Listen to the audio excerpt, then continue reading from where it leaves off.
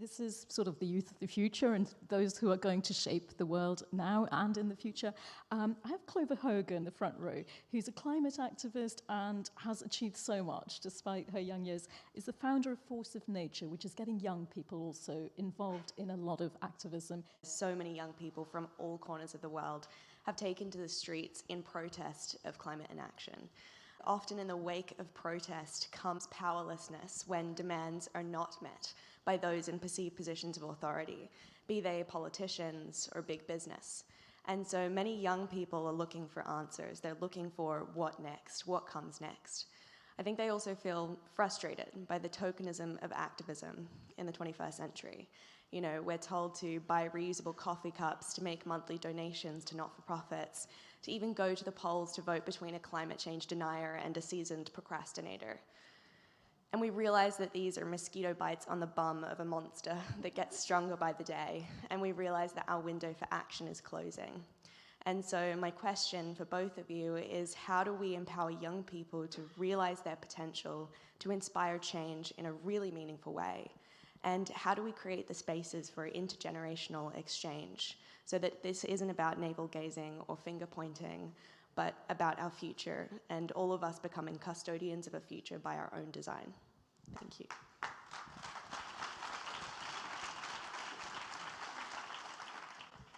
That's a really hard question. I'm glad I'm not answering that one. Yes, Go ahead. and thank you so much. I think it's a very valid one. She's asking us, how do you empower the youth?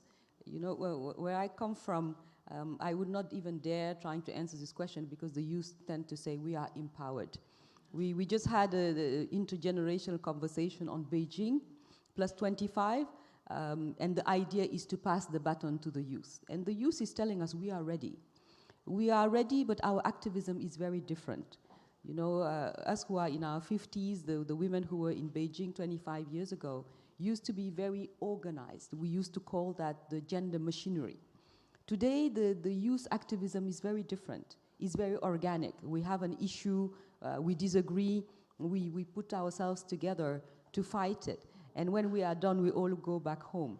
Unlike the older people who used to be very organized in associations and make sure that they have a routine. I think it's a matter of taking the power. I think it's no longer how can we empower the youth. I think you own the space. You know, the continent that I cover, the average age is 19 in Africa. And that means that the future belongs to the youth. They can shape it the way they want it.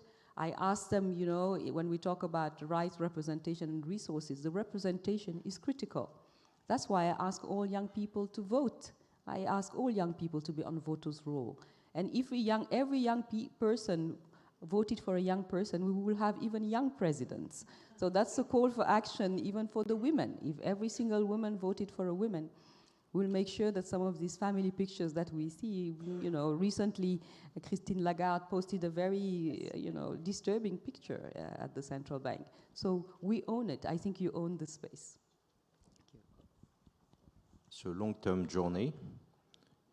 Most nations will have to take in between 30 to 40 years to become, let's say, carbon neutral. So it's the story of a full generation. We need to make sure that any child from the very beginning will learn seriously about climate change at school from the very beginning.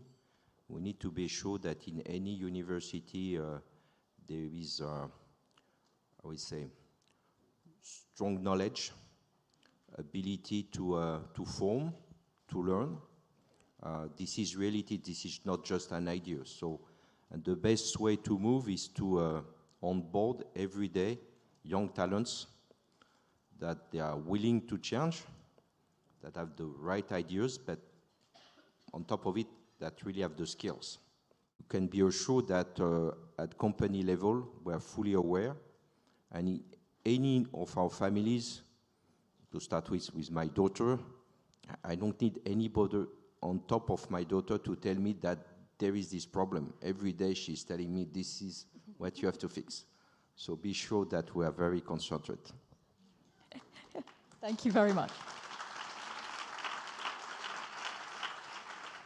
Clover, thank you very much for your question. And Jean-Laurent, I'm glad you're getting this at home every day and the change and call for action is happening. Would you join me in thanking both of our panelists for such a great insight? Thank you so much.